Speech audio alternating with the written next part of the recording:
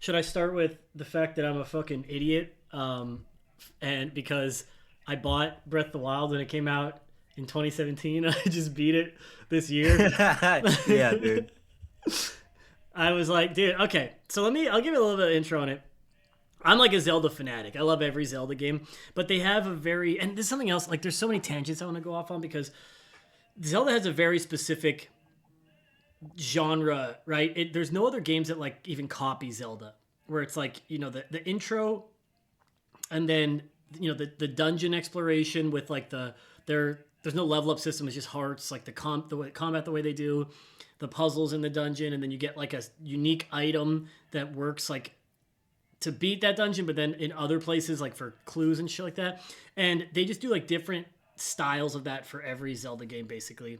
And then Breath of the Wild comes out, and I'm like, I remember right off the bat, I was like, oh, I have a stamina meter. I hate that, and I'm like a fucking awful contrarian. I give games zero leeway. If I legit started playing a game today on Game Pass, so it's like of no consequence to me, and I was like legit bored in the middle of a fight. It was like a brawler, like one of those like Streets of Rage, like an old school brawler. I was like, these games suck, but let me try it. And it was like really slow. Like the controls were not snappy. I'm not even joking. I played it for 4 minutes. In the middle of a fight, closed it and uninstalled it. I was like, yeah, like you have to grab me right away. Like there's games, and sometimes I actually give games like too high of a rating because they grab me in the beginning, and I was like that's such a high point for me. And I know you and I always point to the same game that has a good intro. And I actually, now looking back on it, don't think that Breath of the Wild has a bad intro. But I came in, there's stamina. I'm like, don't love this.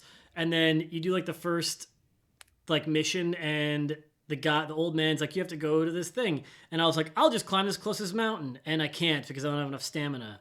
And then he's like, you also have to go up here. And then it's cold, and you have to get either clothes to help you, or you have to get, actually don't know if you can get clothes at that point. You have to use like, you have to cook food to do it. And I was like, I don't want to fucking cook food, dude. I want to play Zelda. Can I go through a fucking dungeon already? And then I like just quit. I was like, I've seen videos of people playing it, and I was like, dude, it looks like a really incredible game. I can't do it. I want a straight up Zelda game. And that's what I was deluding myself into believing is the truth. And I tried it. I tried it several times over the years. There's a couple times I went back to it, and I got like a little bit further each time. And the furthest I ever got was the um, the Sheikah Tower outside the Zora place. Like I hadn't done, and that was like since it is kind of open, that's like the suggested first area to go once you get off the Great Plateau or whatever. And so like I got to the tower, and I went no further. I was like, yeah, I don't want to do this. And I stopped. And then this year, randomly, I got a Switch 2 for Christmas, and I was like reinstalling games on it.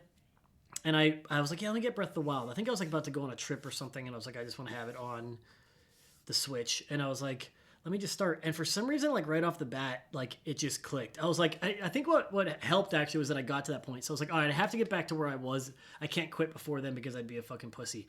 And then so I went like a little bit further than that, and then it legit clicked. I got like a couple of shrines. Like my stamina was boosted. I was like doing some other things, and then it really like hit. And then I couldn't fucking put it down, and it was all I played until I beat it. Nice. So they really, you gotta trust Nintendo, dude. With their main lines, they don't fuck around, and they always put out good games. Yeah. Breath of the Wild is a masterpiece. And now I look like a fucking idiot because it might be like the best game ever. It's so good.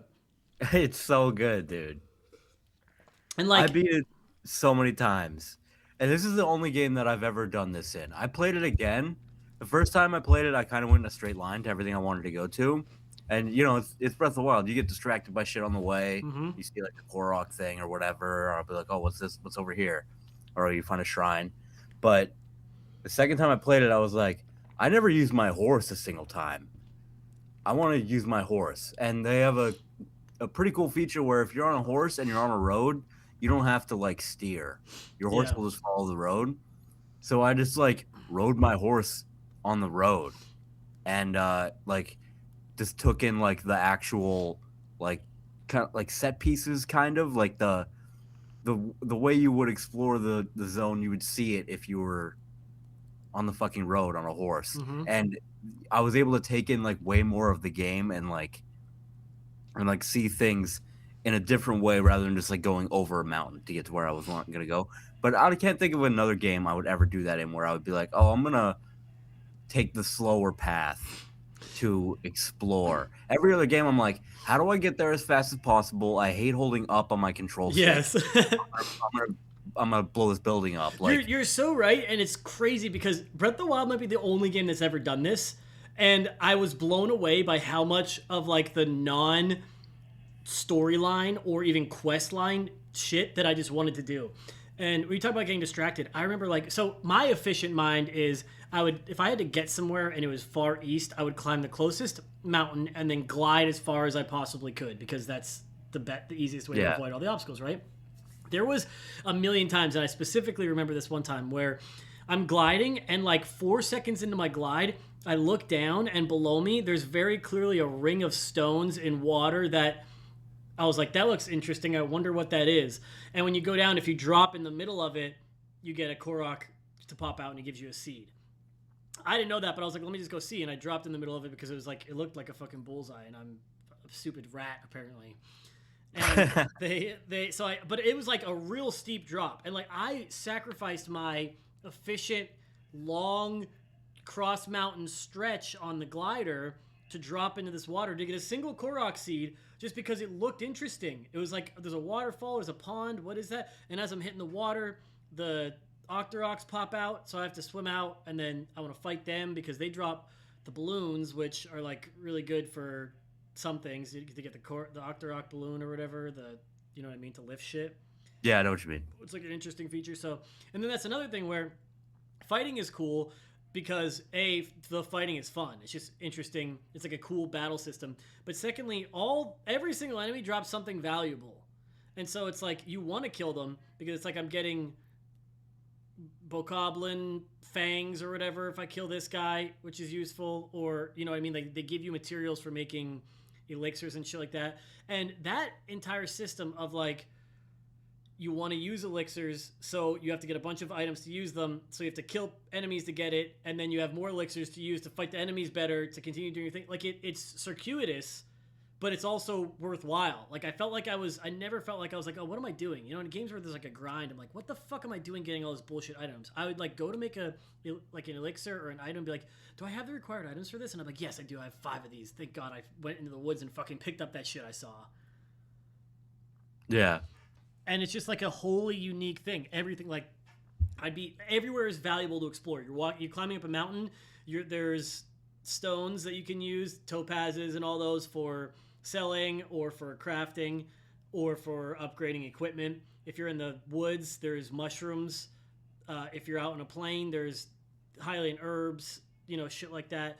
And then fighting enemies, obviously. And then also on the plains, there's like bugs. There's like a frog you can get, bugs you can get to create stuff. So it's like there's constantly valuable stuff that you actually have to use all the time. It's not like other games too where you get it and it's like, yeah, sometimes even in a regular Zelda, it's like I'm good at them now. So it's like if I'm playing Ocarina of Time, I don't even need to put a fairy in a bottle. I'm not going to die. I don't need to use any potions. I'm not going to die. They're not going to hit me enough, you know?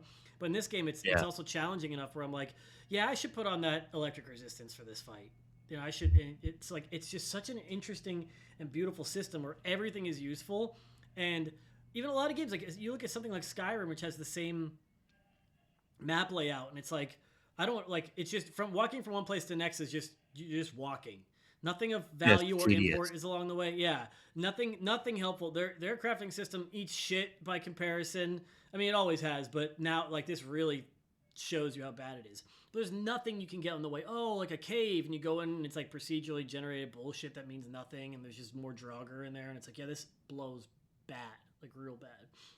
And then like again, another thing that you would get when you're just walking around in Breath of the Wild is a shrine, which is not only valuable because you get spirit orbs, which allow you to upgrade your health or your stamina, but the shrines act as fast travel points. And that's also an incredible system because they're scattered in such a way where it's like you can't really ever get directly to where you want to go. You have to go to a shrine and then travel there still. So it's like, dude, the entire system is like incredible. Every facet of it is so well thought out that I'm like, I legit like was thinking that when they were making it or when I was playing it, like, how the fuck do they make this game? Yeah. Like, they have geniuses working at Nintendo. This shit was insane to me. Dude, I remember there's this area, I think it's like in somewhere like roughly southwest. There's just like a forest and there's like a million apple trees. I probably spent hours in that place. It's just like there's nothing there. There's like, you know what it is? It's south of there's a shrine on top of a mountain where it's like it's the mountain where you can find like this fucking magic elk thing that like I think if you shoot it with an arrow, it drops mad rupees or something like that. But south of that, there's just like this crazy forest, and there's like a bunch of apple trees in it. There's like a bunch of Koroks, but you can't even like there's no shrine there in this forest. There's nothing of value there, like in the traditional video game sense. But I spent hours there. Like Dude, I was like, oh, dude, I want all these apples, you and I know would what's just like insane? bomb, I destroy the have tree. no clue what you're talking about. I have never seen this place in my life. Yeah, I, the game's like there's tons of stuff in the game. It's so massive, even by like I don't know. I've never modern seen this open world elk. games. I've only ever seen the little bunnies that give rupees when you shoot them. I've never been to this. I thought I explored everywhere on the map. Apparently not. I probably barely cracked the surface. I've never seen this place in my life. That's so funny. I also never felt like I had to. I actually was like putting. I would just like collect stuff as I go, and I was very like I was just loving going all around the world, so I constantly had stuff in my inventory. But I would like put like a marker. I remember I found I think it was a fairy fountain, and like around them have like usually a bunch of good items. But like nearby, I was like, oh, I haven't seen this item in a while, and I put like a little leaf stamp on my map, and then I never ever went back to that place. I never really had to. I like always had extra stuff. What the fuck, dude? Um, yeah, but like there's just like an insane amount of stuff to do, and to the point where like again, a lot of games I say this too is like a huge detriment where I will be playing a game and I get to a point. I told you it's like for me it started off in like Dark Souls 3, where it's like the end of a Dark Souls treatment where when you get near an end of a Dark Souls game, you know, 3/4 of the way through, and you can't upgrade your weapon anymore, you're like, oh well, there's no real valuable items I can get because you know armor kind of sucks in Dark Souls games and you just have to dodge anyway. So your weapon being high level is like the most important thing. And when you get high enough level yourself, the enemies don't really matter for killing because you're not getting enough souls for it to really be worthwhile. And the only thing that could happen is you waste Estus and time. So I like just run past everyone in like the last two dungeons of a Dark Souls game because I'm like, well, I'm maxed out. I just want to get to the end, right? And Yeah, that sort of feeling happens in a lot of games where I'm like, I get like pretty far, I'm having a good time, and then it exhausts all of its enjoyment, and I go, this needs to be over, and I need to get to the end. I put too much time in to quit, so I need to like rush to the end now. I'm bored. And the opposite thing happened with Breath of the Wild, which I should check my playtime. I actually have it, but I had everything, like I had every tower unlocked. I did a bunch of quests. I had so much stuff, and I was like, I don't want to stop playing, but I don't know what else there is to do. Like, I would have to, because there was no mainline quests left. I was like, oh, I have to, like, my only quest left was, like, go to the castle and kill Ganon. And I was like, oh, I just have to, like, I could just continue walking around, which is still fun. But I was like, I beat it only because I was like, I didn't want to, but I was like, I should just go and finish the game because I don't want to waste time doing other stuff. And it's like the opposite of what, and I still kind of want to play. Like, I was like thinking when I put this video up, I want to get some footage, and sometimes I just go online and I'll get like I have a couple of clips, but I was like it would be fun to just go and record a long session of me playing to get a bunch of footage for this, and I would just like to run around and play. It wouldn't even like it'd just be fun. dude, you can use the. They put this feature out. It was DLC. I think they released it for free though. Called Hero's Path. You go on the map and you press like the Y button, and it traces a path on the map of where you've been. Do you use this at all? Do you see No, this? I've never You done see this? that. Have you heard of this? Dude, it sounds so simple and it's like almost stupid, but it tracks like a ridiculous amount of playtime. Like I've never exhausted it. I've beat the game like 4 or 5 times, Whoa. and it like follows you on, and you can fast forward it so it doesn't take forever. But you could also like have it like go real slow and zoom in real far to see exactly where you've been. But by the end of it, you'll see this giant path trace on the map, and you'll be like, "Oh, I didn't go over here at all. There's like this a bunch of trees over there, like the whole forest. There's a whole mountain I didn't explore. Yeah. So like you can use that feature to be like, oh, this is where I didn't go yet. And so you could actually explore the entire game and know that you have if you wanted to. Or if you were like looking for all the Korok seeds, you can be like, oh, there must be some over here because I've never been there. And there's always something there. On every part of the map, there's something there, Yeah. except for like the corners. Or like on the top of like the side of a mountain, there's not going to be much. I mean, there's But there still still might be a the Korok. side of the mountain is still like I found this interesting too, and I don't know how they did this. It blew my mind. I think that I did stuff in the expected order. I did Zora, and then Goron, and then Gerudo, and then Rito. Well, I don't know if that's the expected order, but that's the order I did the Divine Beasts in. And as you would go on, I didn't explore the map exactly in that way, but like in the beginning, like you would just sort of walk upon a shrine. It'd be like just off the road, and you can see it very easily. But then, like when I was like outside the Rito area, is that what they're called, the bird people? And they're like, Yeah, I think so. Rito. And like outside the Rito area, I specifically remember like climbing up a mountain, and it's like there's like there's like a stream nearby, and it's like a snowy mountain, so you have to have your snow gear on, and you can like see through a crack in the rocks, and you can see a shrine in there. But then I was like, I don't know how to get to that, and I had like my shrine meter on that tells you where you're nearby, and I literally just like ran around until I found an entrance on the side of the mountain, and then you have to go in and drop down and swim through this water to get to it, and you pop up on the other side, and then you're like at the shrine. And I was like, so like they even on the side of a mountain, it's like they're not a sheer cliff face, but like as you're climbing, you're like, oh, there's just a fucking shrine here, like and it's Yeah. just like hidden and interesting.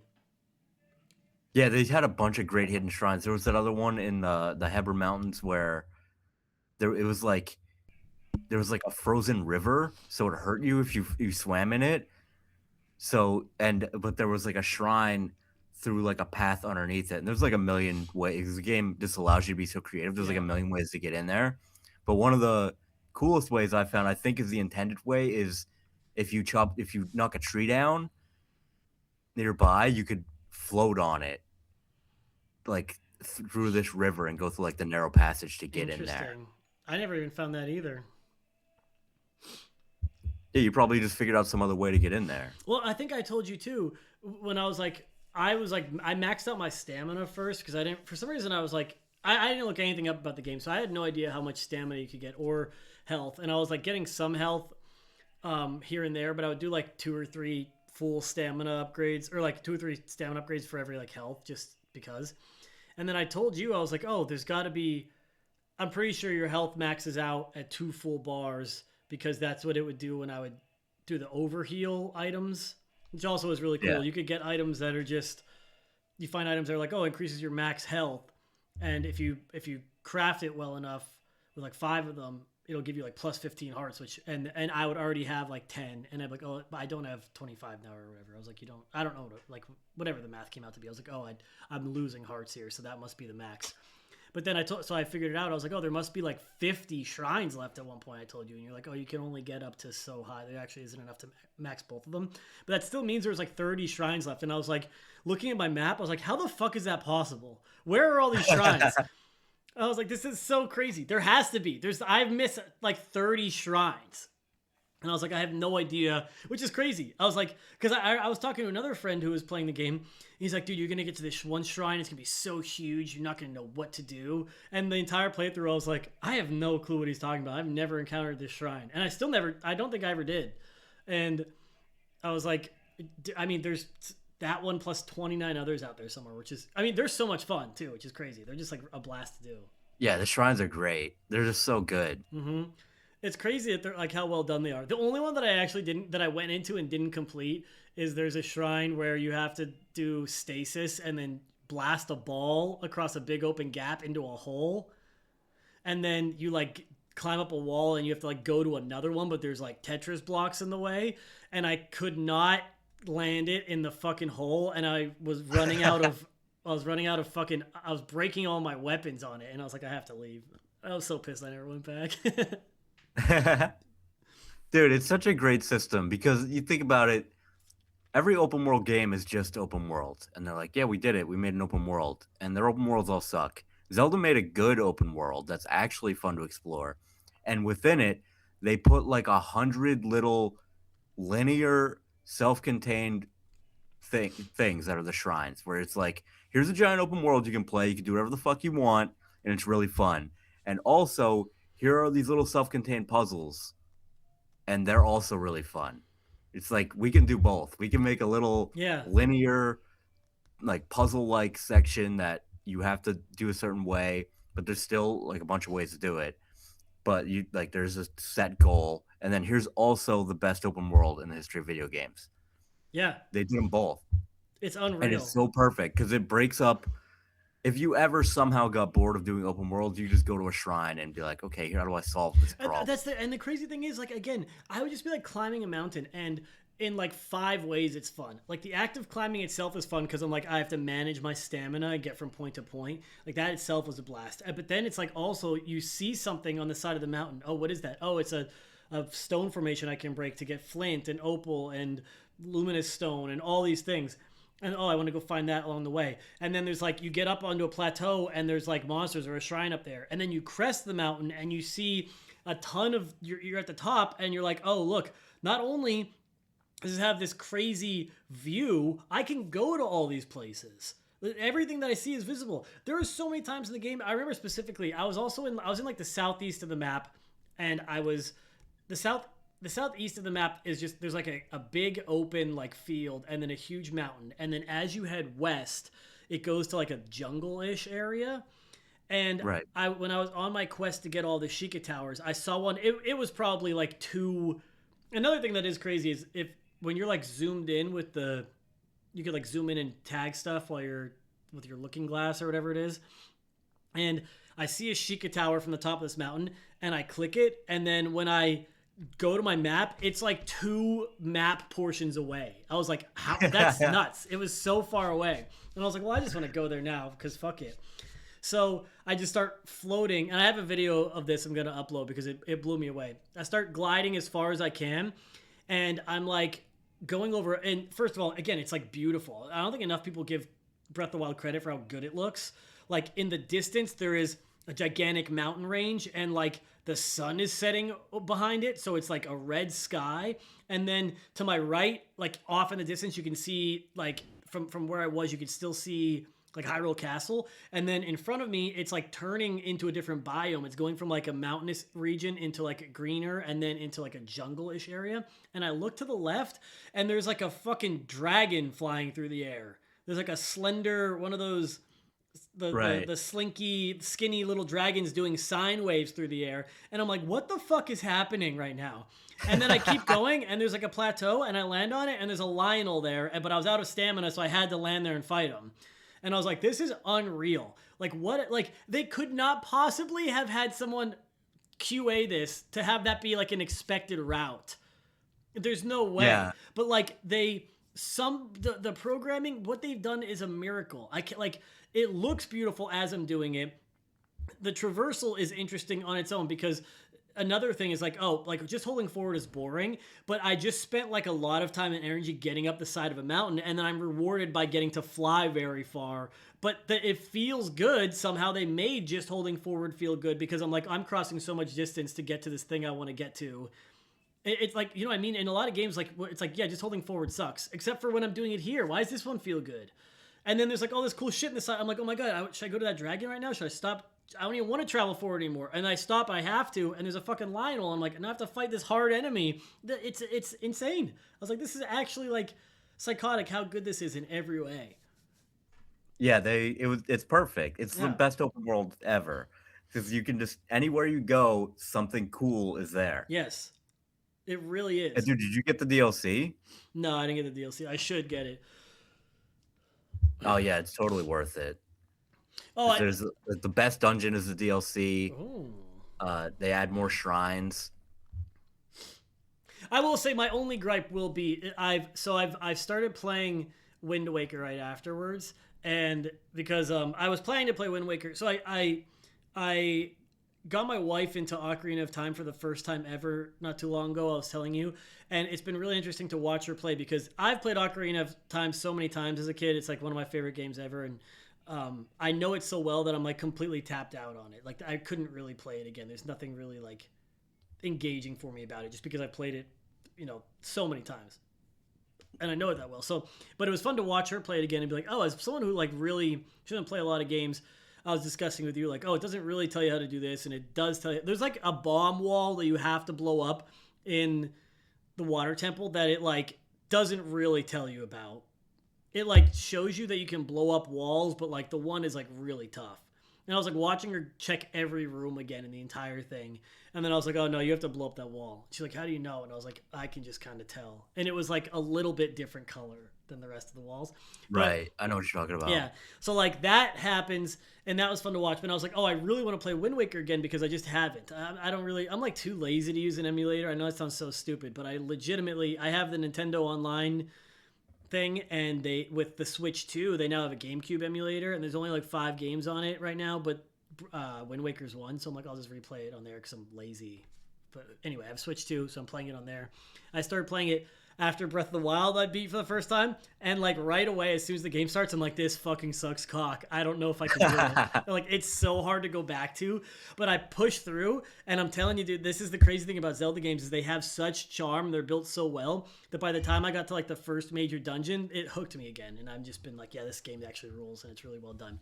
So my only real gripe though, with that being said, that I'm like pretty far through, I'm probably like halfway or 3/4 of the way through Wind Waker, and my only real gripe with Breath of the Wild is they don't have enough like real dungeons. They have like the 4 divine beasts, which are really well done, awesome dungeons, and then they have Hyrule Castle, which is also awesome, but they're all like modern, if that makes sense. And there's like so many dungeons in the old Zelda games, dude. Like they just keep going. You're always like, oh my god, another dungeon, and they're like long.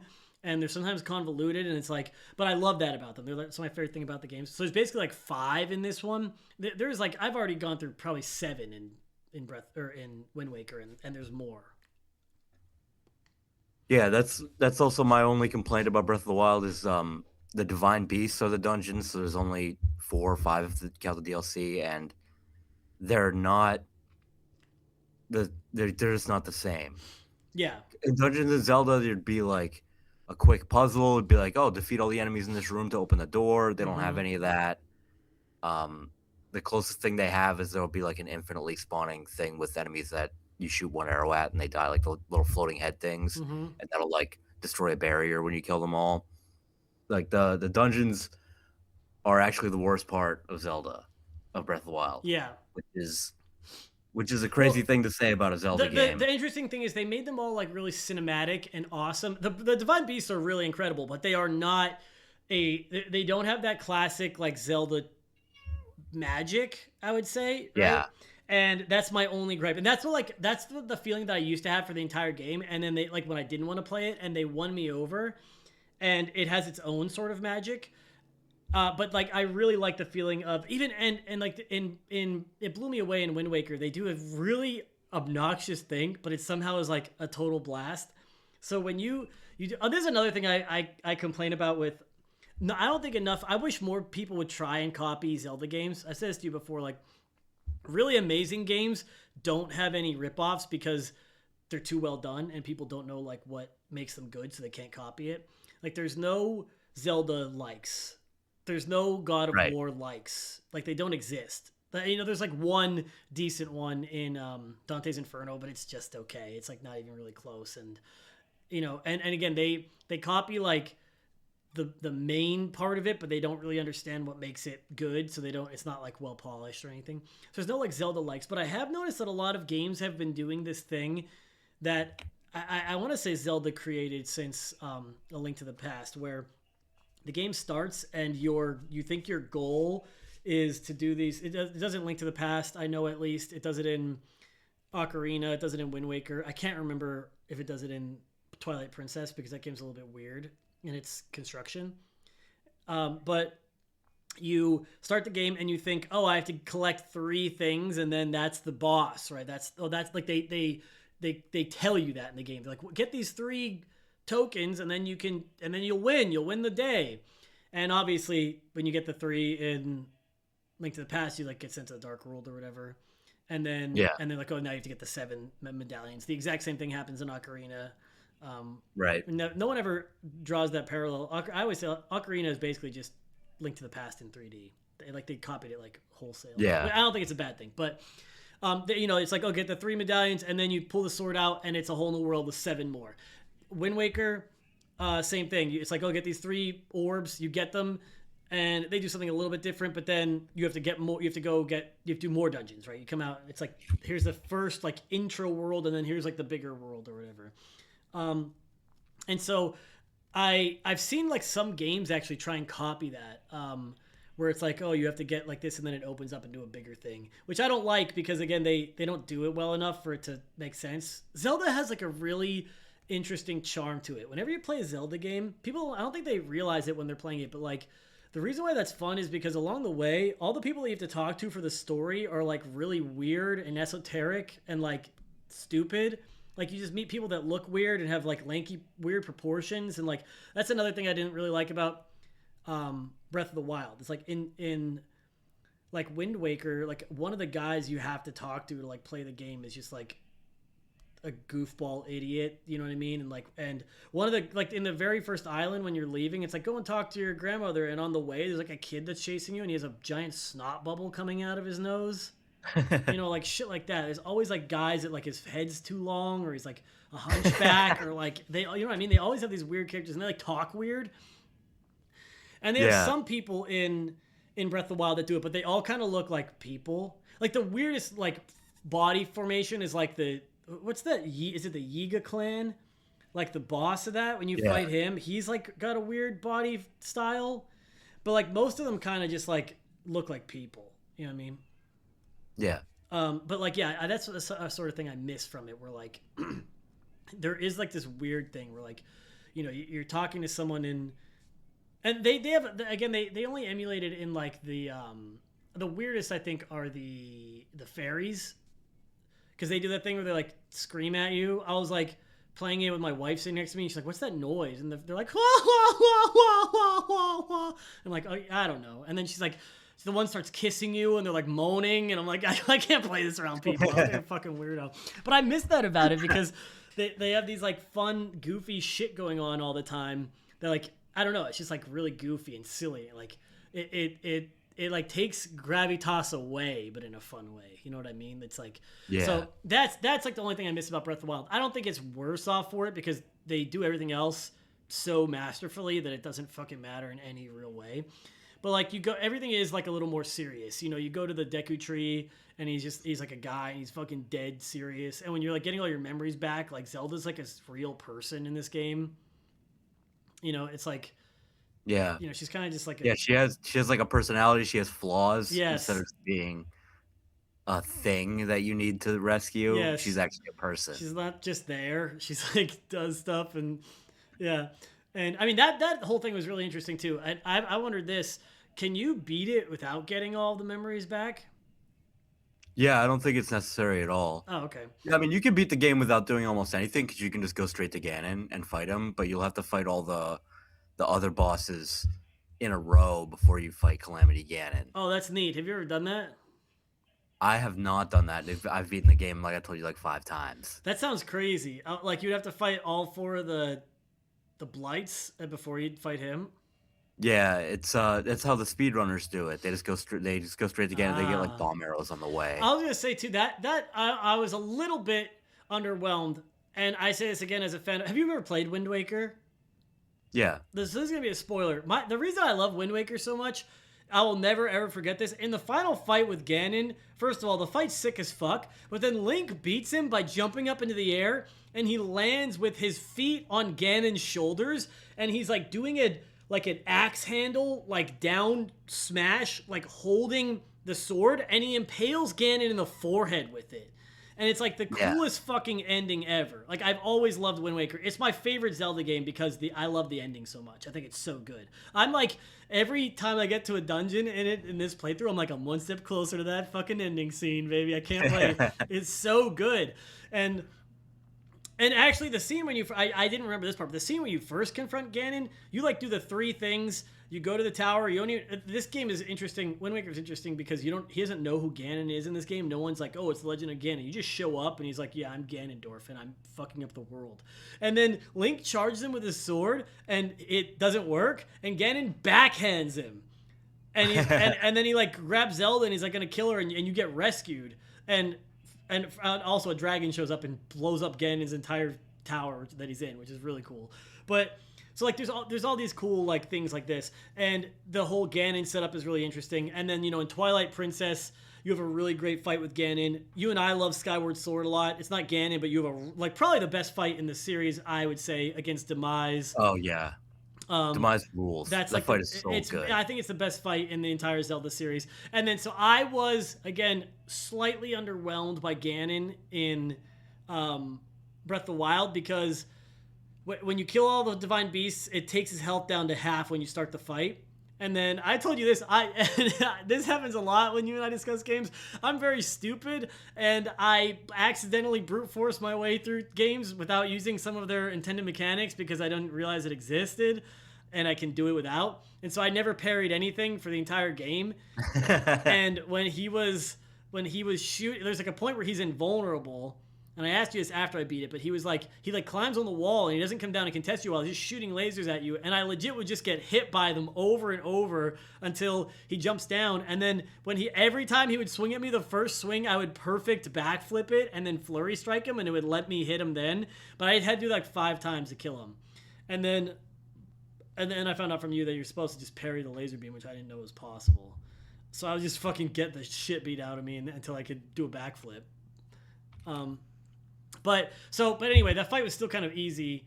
And I mean, the fight doesn't have to be easy, but he just like climbs around the wall. He's just like a big, massless, like corruption swirl, and he doesn't like talk or say anything. And then you just fight him, kill him, and then you go into the next fight, and it's like he's Beast Ganon, which is huge because he takes up the entire meadow outside. But that's like a gimme fight. You can't lose that. It's like a fight. So it was monumental, but it was. I agree. I think it's not a very good final boss. No. And I think that if your game, this is why Sekiro and Metroid Dread are the best games of all time. If your game has combat and bosses, your final boss needs to be amazing for your game to be on that list. And Metroid Dread has bosses, and Ravenbeak is one of the best fights ever. And Sekiro has Ishin, and he's one of the best boss ever. So, like, that's why, like, and I think Ganon at the end of Breath of the Wild is one of the low points of the game, and it's very unfortunate. Yeah, and I think, sorry, you continue. I think we should talk about Tears of the Kingdom because every flaw is vastly improved in Tears of the Kingdom. That's insane to say to me. You're actually blowing my mind. Dude, the dungeons, like, they don't have divine beasts. It's just like for example, I'm going to try not to give too much away. Yeah. There's an area that's a dungeon, and it's just, like, in the sky. And so, like, it's not like the Divine Beasts are, like, instanced areas where, like, you go to a new area and, like, there's a loading screen and stuff like that. In Tears of the Kingdom, you go to this dungeon, and you just kind of go there. And I'm just like, wait, this is the dungeon. I'm in the dungeon right now. And, like, you don't even, like, realize, like, there's no transition point. You're just, like, traveling. And there's kind of only one way to get into this dungeon. So it has like an entrance. They have it like curated as an experience. It's massive. It's way bigger than the Divine Beast. There's like tons of enemies. Like it's absolutely huge. I'm just thinking about it right now. It's so massive that it's insane. And I'm like, can't I just like fly to this place? But it's so high up in the air that probably not. But then again, the game has like vehicles you can make yourself. And so if you had enough like battery power, yeah, you could like fly to the middle of the dungeon if you wanted to. But it's very impractical and it takes a while to get battery power. The other things it improves on, there are caves. There are a few caves in Breath of the Wild, but there are a ton of caves in Tears of the Kingdom. Like you'll just be walking, there'll just be a cave in the side of the mountain. There are caves that I went to, they're like little mini dungeons where it's like there's an entrance and an exit. You can go. Most of them you can go either way. You can accidentally go through the exit and find that. And if they have the that crazy ability that changes everything. I forget what it's called, but it allows you to. I think it's called a rise, where you just like you basically target the ceiling, and if there's a ceiling above you that has like a path to a floor above it, you can go through the floor. So if you're in a dungeon and you're like, I don't want to be in, or not in a dungeon, a cave, and you're like, I don't want to be in this cave anymore, you just press a button and you exit out the top of the mountain That's that you're in. insane. It's crazy, and so like it changes so much about how the way the game is played Well, I with that I crazy like ability. purposely didn't play Tears of the Kingdom right away because I knew I would need like a buffer because like I Yeah, told you when I was so they obviously people who play this normally had to wait years. When did do you know when Tears of the Kingdom came out? I'll check. I do not know, Just take a but dude, guess. Take a the guess. 2022. Oh, it came out in 2023 actually, which is 6 years after. So okay, I'm also so stupid because I told you this, but since this is the first time playing it and I'm playing it on a Switch too, I played like 10 hours of Breath of the Wild and I use the Switch like to its fullest capabilities. So I never like close out of the game. Right. I just like turn my Switch off and then turn it back on. But like I had to reset it for something I can't remember. So I like went in, saved, reset, and then when I came back out to the title screen, this is just completely random chance twist of fate. There was like a thing on the title screen that was like, "Oh, upgrade to the Switch 2 version," and it was like, "Oh, free with your Nintendo Online subscription." I was like, "Oh, this can't like really?" And I checked and it was. So I had the free download to the Switch 2 edition, which I actually let me look up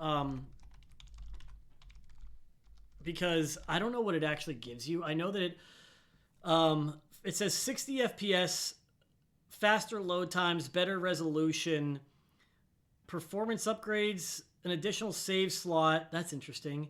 Integration with a Zelda Notes app for guided navigation and voice memories. That's really weird, but it was it was actually really cool because I mean I got that for free basically, but and oh I also play this entirely handheld. I don't know if that matters to people, but I'd never plug my Switch into a TV. I play everything entirely handheld, but it was I never really noticed the faster load times because I don't give a shit about stuff like that, but I did notice.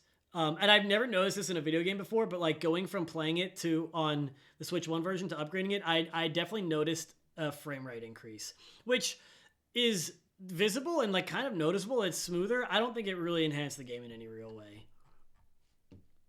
Oh Um, yeah, I, I never noticed them. I It's interesting that you noticed it at I all. think I only noticed it because I played the game for like 10 hours and then I like turned it on, downloaded a thing, and then immediately started playing. And I was like, oh, this is like a little bit smoother. But again, that people like freak out over their FPS, and I legitimately don't think it matters. Everyone, this is my biggest thing. None of the arguments I give a shit about. People are always like, oh, there's more immersion or this or that, and I was like, I'm better than you at games, and I don't need that. So like, what do you need it for? Yeah, It's not improving. If in an online FPS, I'll destroy you, and I have a $10 keyboard, and I'm I don't care, and yeah, I'll beat the brakes off you. So that doesn't matter.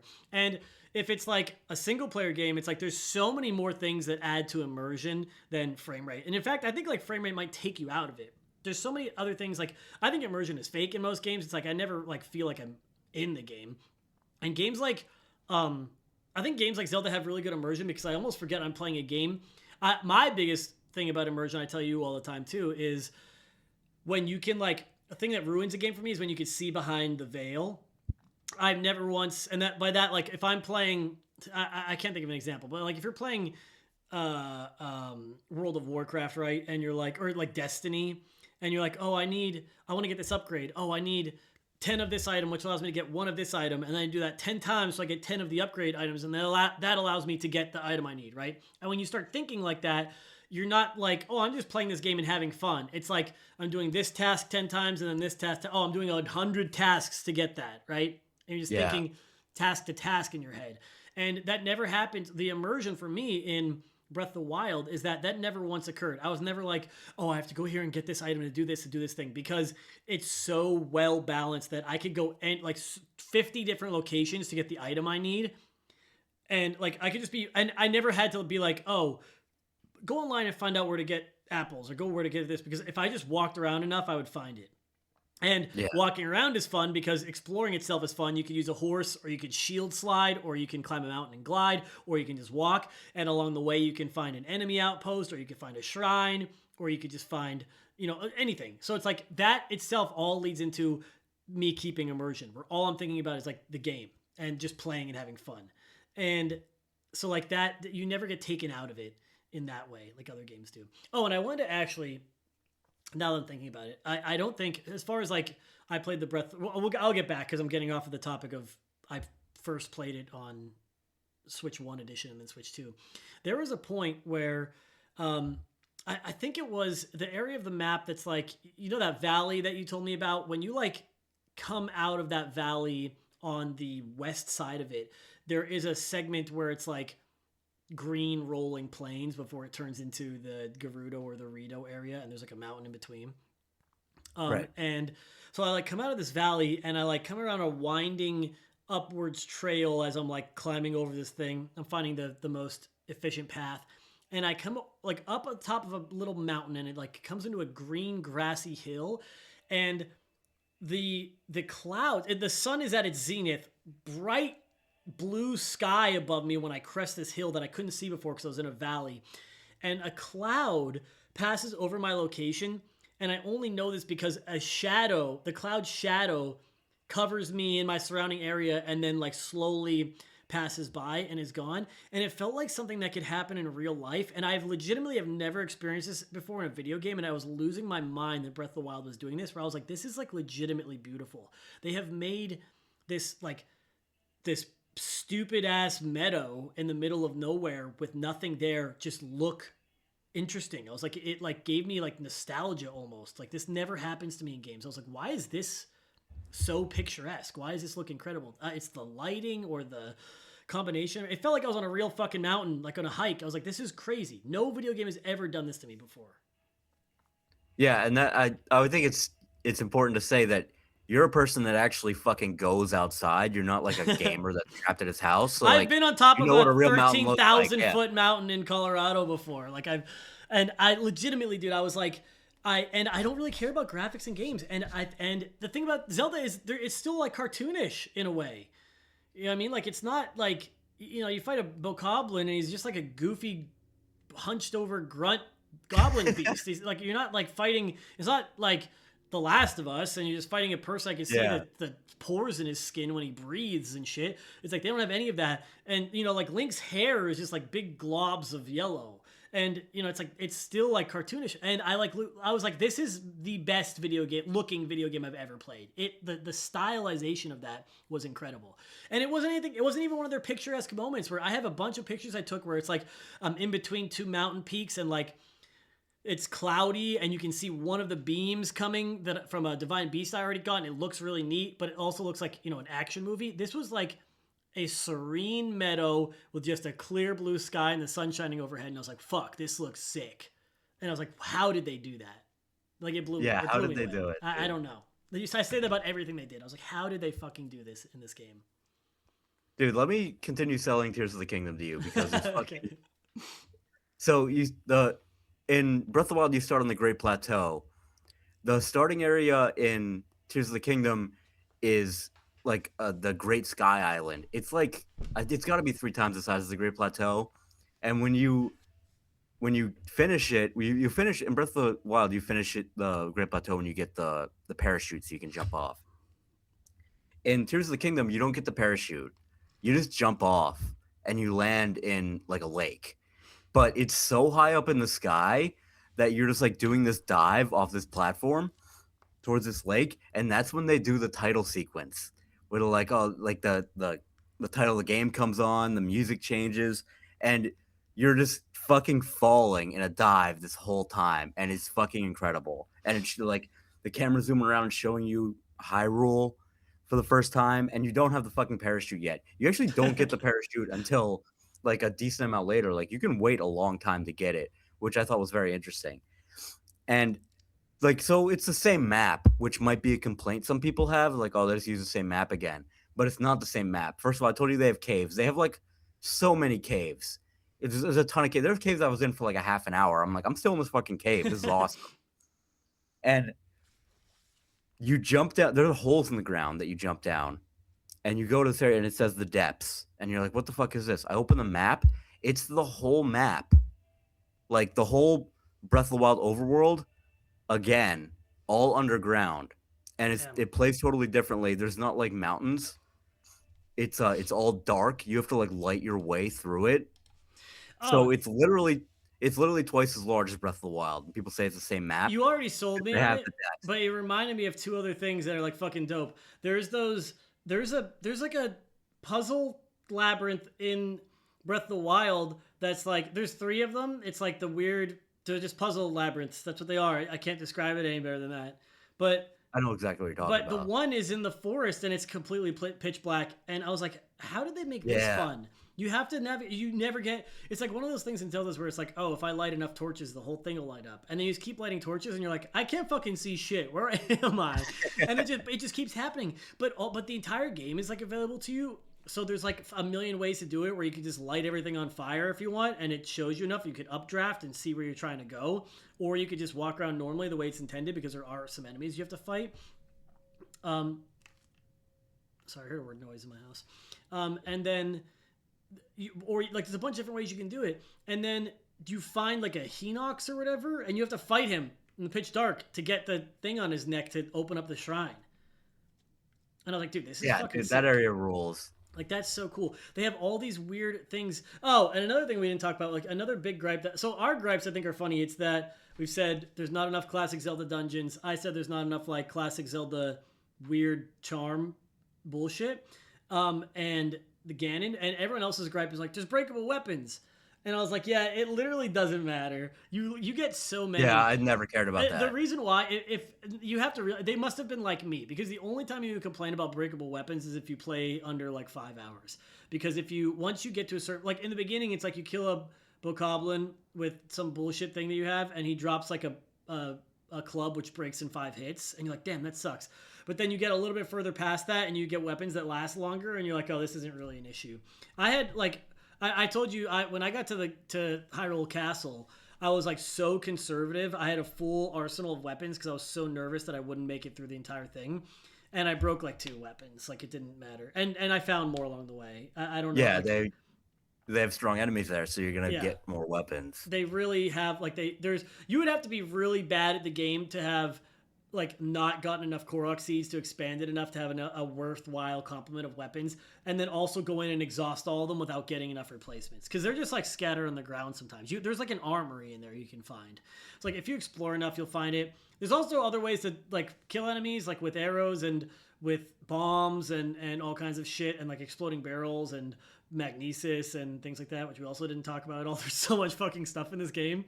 But so it's like I don't really think broken weapons is a problem at all. It actually adds to the game in a significant way because that's another reason why every time you kill someone, you're like it's valuable because not only are you getting the resources from them, but you're also getting their weapon a lot of the time. You can get their weapon before you kill them if you shoot them with electricity. There's a million fucking cool things about the game that you can figure out. You just shoot them with you kill an electric wizard guy and get his electric wizard wand, and then go into a enemy outpost and hit 3 people at the same time with electricity, and they all drop their weapons, and you pick them up and kill him with it while he's just running around trying to punch you, and you're like, this is elite.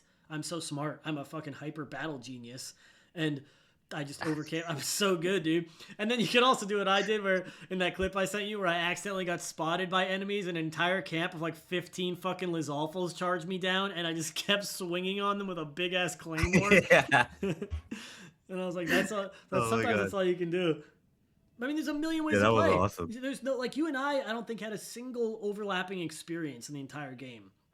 It was like you're like, did you do this? And you're like, yeah, but I did it this way. I sent you a clip. I was like, is this the right way to do this? And it absolutely was not. And I still don't know the right way. But I like couldn't fucking figure out how to light this torch that was through a pinhole in the divine beast thing, and I was like trying to throw a torch through the window, and it wouldn't go, but it landed on the thing. So I used the fallen down lit torch that was in my hand that was stuck in the window, and I shot an arrow through that fire of that torch into the one to count, and it counted. I was like, what?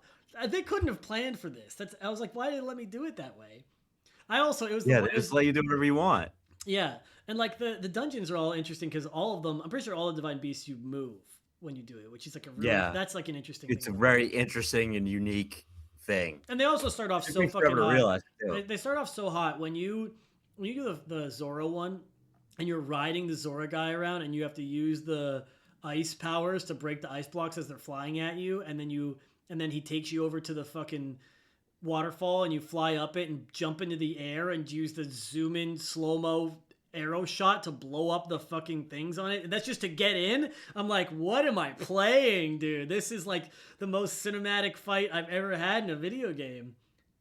Yeah, they do a great job with that stuff. And they have one of And them for then each of them. the boss in that dungeon has the ice attack, and you like learned how to do that when you were getting Hmm. into the dungeon, so you break it that way. It's very well done. Yeah, that dungeon was sick. I mean, all the dungeons were really awesome. It's just that I wanted more and bigger. Yeah, And I do think that like a lot there are like classic. You could probably think of your favorite Zelda dungeon right now and spit it out at me, and it's like a big winding one with a bunch of like puzzles that are interesting, and I feel like there's like these were cool, but it's like I think like but I was like so tapped in by the time I got to like the Rito one and the Flying Divine Beast. I like did it in like a minute. I was like, yeah, I have this like figured out. I know what to do. yeah, I'm good at puzzles, but even like some Zelda games like trip you up. Like it didn't have that like, oh, what do I do here? Do I pull this block or do this? It's like I didn't really get stumped at all. yeah. Dude, the bosses are better in Tears of the Kingdom. The Damn, dungeons are better. The final boss, I'm not gonna give anything away, but the final boss is it's fantastic. damn, It's like super epic. It's great. The crafting system is like with the you can fuse things. So like they did it well thematically. At the beginning of the game, Ganon like breaks the Master Sword, and then all the other weapons in the game from like if you pick up like a royal sword, it's like decayed. So it doesn't like do as much damage at all. It's like all fucked up. But then all the enemies now have horns. So like you'll find a Lizalfos and he'll have like a giant black and brown like curved horn on his head. You kill him, you pick up his horn, and then you can equip the royal sword that you found, and then open the menu to.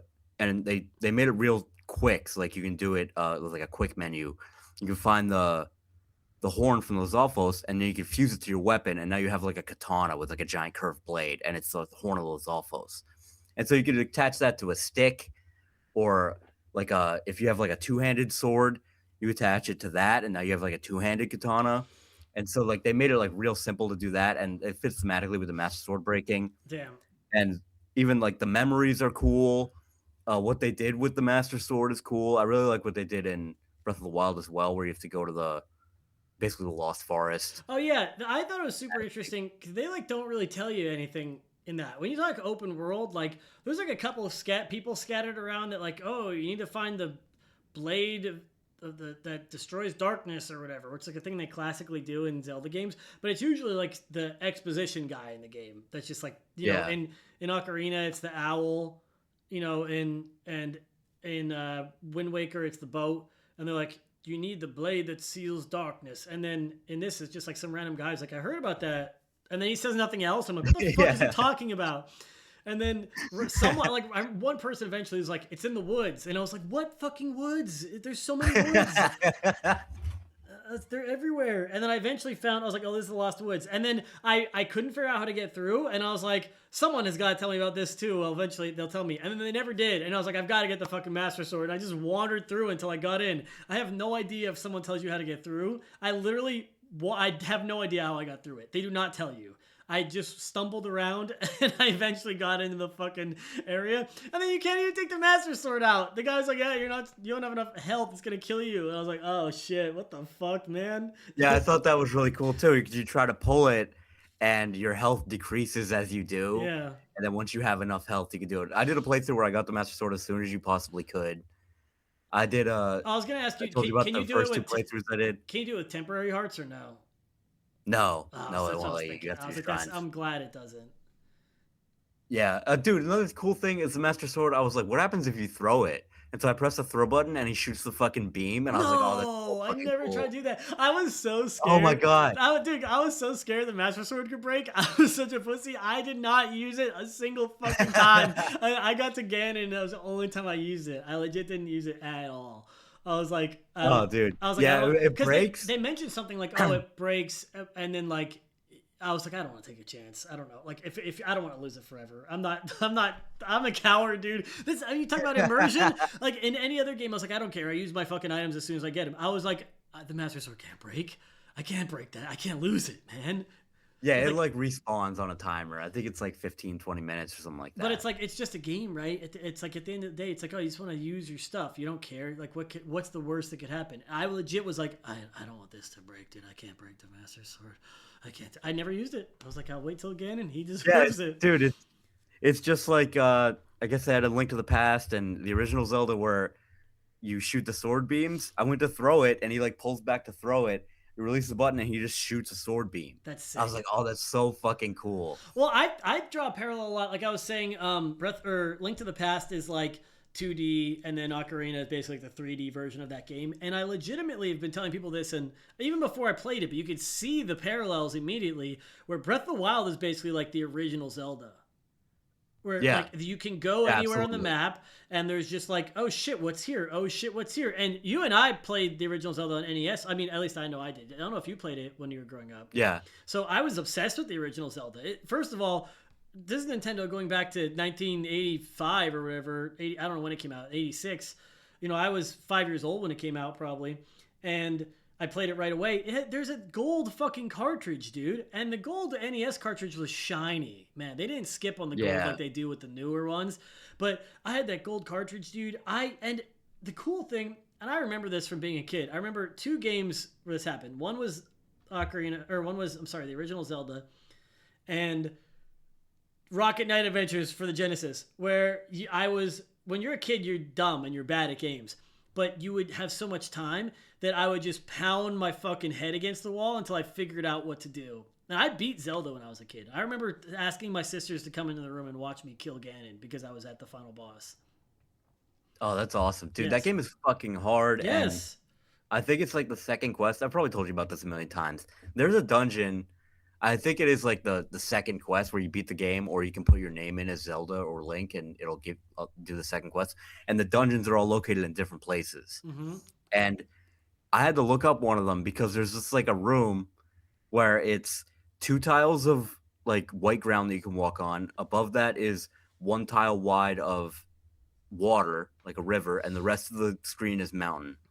And one of the blocks of mountain is bombable, and that's a dungeon. And Mm-hmm. so you have to have the raft so you can cross the one tile of water and bomb the wall.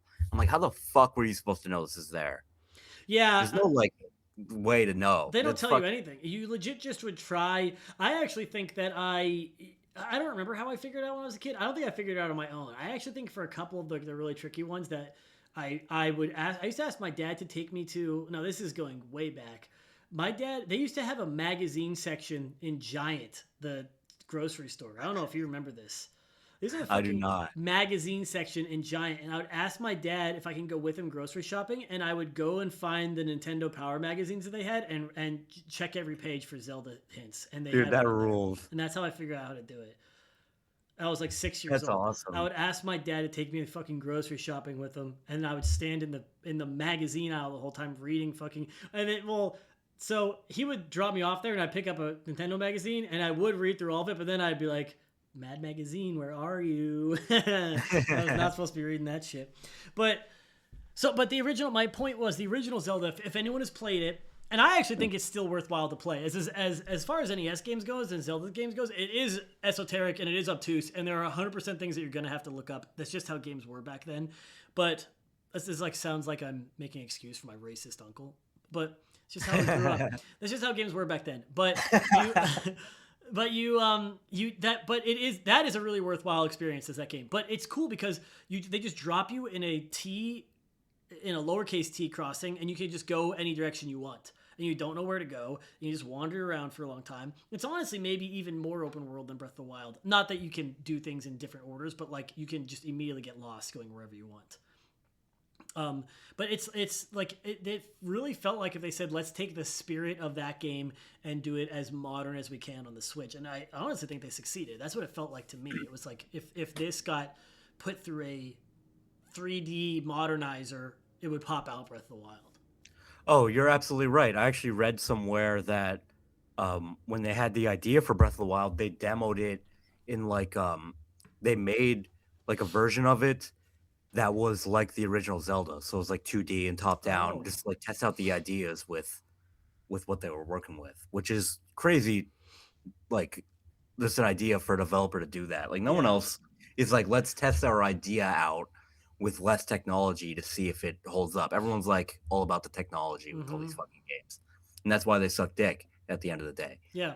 But Nintendo is like, let's see if the core ideas work, Dude, it and really then is we'll crazy. add technology. It really is crazy because we talk about at the end of the day, I can make a list of the top 10 video games all time and they could all be Nintendo games just because they prioritize gameplay. It's gameplay number one at the top of the list, right? It's just fucking gameplay is always there. And then below that is that it's really incredible gameplay. And then they add like there's amazing style and art and charming characters and like so many things that make them fun. Even games without stories. Like you could play a Mario game and it's like why does this feel like a really grand fun adventure? That they because they design games really well. And when you look at and it's just gameplay as forefront. There's so many games now when I play them, I'm like, how much of my time am I spending not playing the game? How much of the time am I spending walking? Or this is a huge thing I bring up with you all the time is where like a game will have a cutscene and then it gives control to your character and you walk from the room you're in into the next room and then you walk halfway across that room and it starts another cutscene. I was like, why did they give control back to me? If you have like a modicum of brain Yeah, cells, if you have an iota of consciousness and thinking power, you just realize, oh, they just made me hold forward for 10 seconds. There's no gameplay value in that. It's honestly gotten so bad for me now. Like, that behind the veil thing where I'm like a lot of, I've honestly been having, I'm not sure if I mentioned this to you. I've been having this problem where like games, like, I've been looking at like roguelikes, not even roguelikes, like, obviously like survivors games are like not games. All you can do is press left, right, up, or down. It's not a real game. It's basically a mobile game, right? It doesn't exist. Like there's I've been arguing with people. It's like this is not a game. You have no whatever you do is not does not determine the outcome. There is no skill here. Like you get random items. yeah, You can get all bad items. A run is a term. Games like Risk of Rain. I don't know if you've ever played that game or Risk of Rain 2. There is yeah, no skill involved in that game. If you get really good items, you win. If you get really good items, or if really bad items, you don't win. I have never seen a run, and I would love to be proven wrong here, but I've never seen someone play a game like that where you can beat it like with no items or like the base items. Like you have to, and but the problem with that, like that style of thing, is you can say, "Oh, well, it's not meant to be that way." But it's like, but you could just get shitty items. Like I could be playing out of my mind with the shitty items that the game has given me, with no input of my own. There's no way for me to alter the items that I get or how I use them, and I lose. So I'm like, it's like, oh, I just spent 30 minutes on a run and I lose because I wasn't doing enough damage, but that wasn't my fault, right? I'm playing it. All I could do is press shoot and dodge, right? And it's like, so if my guns aren't killing, it's because they didn't give me enough upgrades, right? It's like there's only so many builds you yeah. can make. It's like a lot of games like that. I'm like, this isn't really a game. I've been having such trouble finding games that even feel like a game, because if you play a game like that, like Risk of Rain, I'm like, this actually like doesn't matter what I do. I cannot influence. Well, I mean, it obviously matters what you do, but like, I cannot influence this game outcome with skill. And so it's like that. What's Yeah. the point of me playing this? It's this is entirely dependent on luck, which I don't find very enjoyable. The problem is the more I've been like looking like this, I've been like noticing it in games that I used to like or even like respect as a game, and I was like, oh, that actually kind of has it too. They actually don't put enough variance in here, and I think this is why a big reason why I talk about like. I'm getting off point here. We'll go back in a second, but like RPGs, like we always go back to, you and I at least go back to how like 7 is very good because of its varied structure.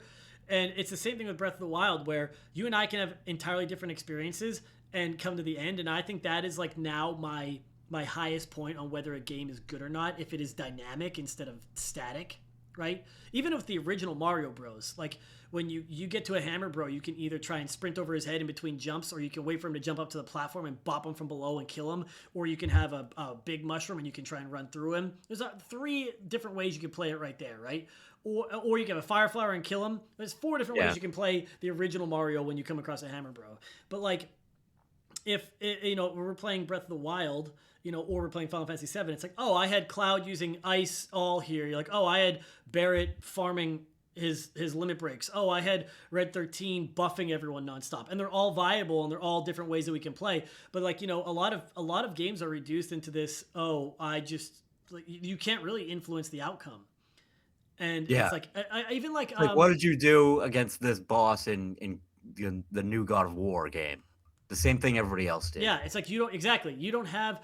And the problem was I was playing some game that was on Game Pass. It was like an RPG that people were touting. It was called like Metaphor Refantasio or something. I think I told you about it. It's a ridiculous thing. Yeah. And there was a point where it's like, oh, it was one of those games where it's like you have to. It's like RPGs do this a lot too. It's like Octopath, where it's like you have to break them, and then you deal a shit ton of damage once you break it, and then they recover. Right. And I was like, this is like, I'm sure that there is some room for viability in there, but it mostly feels like this doesn't matter. I have no influence on how this goes. I have to play it that way. I have to break their shields or whatever that method is, and then I unleash a ton of damage on my highest damaging abilities, and then I hope that I kills them. If not, I have to break them again and continue the cycle. And like that happened in an early like boss fight in Refantasio, and I was like, yeah, like there's no way for me to. That boss fight wasn't challenging because that's the only way to do it. And that's why like gimmicky things always feel bad when you get to like a gimmick fight. That happened at the end of like Dragon Quest XI. In the beginning, it's like dynamic and fun and interesting, and then at the end, it's like, oh, this boss like will kill you instantly unless you have these 3 abilities, whatever, some dumb bullshit. Anyway, my point is that's why Breath of the Wild succeeds so well, because and that's like a Nintendo thing where they just have like every game from Nintendo is like that. They're all, you can play it differently every way. There's a million ways you can do it. It's not just a cookie cutter. I'm just an insert. I could be anyone behind the sticks. It's like we have completely different, unique experiences playing this game, and they're both like cultivated by this world that Nintendo built, which is extremely impressive. Yeah, they did a fantastic job letting you like tell your own story with the game. Mm-hmm. It kind of reminds me of Mass Effect 2, where we would ask each other, it's like, oh, did you get to this part? What did you do? And you would have done the opposite thing. We did the opposite like every single time, which is like my favorite thing about it. Yeah. And that's another game that I beat multiple times. I beat it. I think I beat it with every single class. I did a playthrough with every class that you could play in that game. It's honestly, I'm so lucky I haven't tapped out on that yet. I might be coming on to my, bi-yearly, every 2 years. Yeah, I'm probably gonna play Mass Effect again. Is my point. I was thinking about playing it too. I was like, yeah, I should play Mass Effect again. Sometimes it'll like it'll pop up like on sale on Steam or something like that, or I'll see a picture of like Mass Effect 2, and I'm like, yeah, that they do fucking rule. They still hold up. Oh, you know what? I should look when we did the episode about Mass Effect on the podcast. I bet it was 2 years ago. Do you think? It'd be so insane if it was. Oh, this is not. How do I find my own podcast? What is the podcast link? Oh, here we go. I'm gonna find it real quick because this just blows my mind. Because I was so pissed when the Legendary Edition came out. It was worthless. Dude, where the fuck? Why was it worthless? What do you mean? We went over this on Mass Effect. How the Legendary Edition. I forgot about this. Dude, you should listen to the podcast. I should link it to you because it's an hour long of me complaining about because they add all the DLC in it. The subtitle I found is it's actually 4 years ago that I played it. I remember your complaints about the DLC were hilarious. Yes, because it's just so bad. Why do this is so funny. It's like every time I look at some of my old, I'm getting so off topic, but I actually don't even care. My old like posts, it's like a journal, because the tagline for this first Mass Effect episode we do, it just says Mass Effect is the ultimate trilogy. It belongs in a museum. That's all it says for that episode. But yeah, they're like the Mass Effect was. I don't know why we're talking about Mass Effect now, but it's one of those games. Oh, because it was diverse, where you can play it over and over. Play different ways, and it was also hit with the bug of the fucking Legendary Edition doesn't matter because they just re-released the main games are fine. They don't need any upgrades or changes whatsoever. They're fine the way they are, as all games are. Dude, there's another thing about Breath of the Wild. My last playthrough And I remember beating it, and like Tears of the Kingdom was about to come out, and I was like, all right, this is gonna be the last time I play Breath of the Wild. And I like had like a certain feeling I can't describe where I was like, this is really gonna be the last time I play this. 'Cause I'd beaten it so many times, like Mm-hmm. start to finish. But I intentionally went through. I got like all the there's like I don't think you have to pay for it, but there's like DLC gear where you can get like Ganon's outfit and like all these crazy things. I got those as soon as you could, so I could use them. And another thing I did was I tried to use like YouTube videos have like advanced techniques for combat. I try to use all those, but like if you find like a rock that's a little bit off the ground, you could stand on it and then you could lock onto an enemy and side hop and or backflip or whatever. And then if you pull your bow out, you only have to be a little bit off the ground to get the slow motion with your bow. So Mm. like you try to use that in combat as much as possible. And when I was traversing, I tried to use the speed run techniques. I wasn't trying to speed run the game, but there are like techniques where you could jump in the air, you like hop forward off of something that'll give you the slow motion and drop a bomb, and then you switch to the other bomb, and then you drop that bomb like a few frames later, and then you blow up the first one. You switch back to the first one and blow that one up, and it doesn't blow up the second bomb. It blows up and knocks the second bomb into you, which causes you to go flying. And then you can pull out your parachute and you're going like crazy speeds. And it's like super fun to do once you learn how to do it. So I was like trying to play the game that way. And so like even it's a classic thing with Zelda and Metroid does this as well, where even like the speed run strats are super fun. Yeah. Like they couldn't have planned this. Like there's no way they did this shit on purpose. And like with Metroid Dread, there are a few speedrun things that they did do on purpose, where like, you can get the grapple hook out of order, and like they definitely meant for you to do that if you wanted to. And like you can get there was a part where in Metroid Dread where I like bombed through the ceiling and I got like a missile pack that I'd seen, and I didn't realize it at the time. But if I had gone one more tile to the right, there was like one of those one-way drop blocks, and I could have gotten like screw attacks super early and I didn't even realize it. Yeah. But it's like definitely intended. If you knew how to bomb jump, you could get that. But like Zelda never meant to do that. Like Ocarina of Time is one of like the best speedrun games because you can do anything in any order that you want, it turns out, if you're a speedrunner. Yeah. And they did not mean to do that. No. And Breath of the Wild, they did a similar thing where it's like you can first of all, they kind of made it that way on purpose where you can do anything in any way you want, and you could also just go beat the game. But like just these little things with like the bomb blast strategy thing, it made the game super fun to just go places. I'm like, oh, I want to go over there, and I would just like jump in the air, do the stupid bomb thing. It'd take me a couple tries sometimes to get it right. But once I got it, now I'm flying. I'm going at crazy speeds. Like the game has to like stop and load sometimes. I'm going so fast. Hell yeah. It was like super enjoyable just to do that type of stuff. And yeah, the game just fucking rules. I can't think like what other open world game has anyone played multiple times?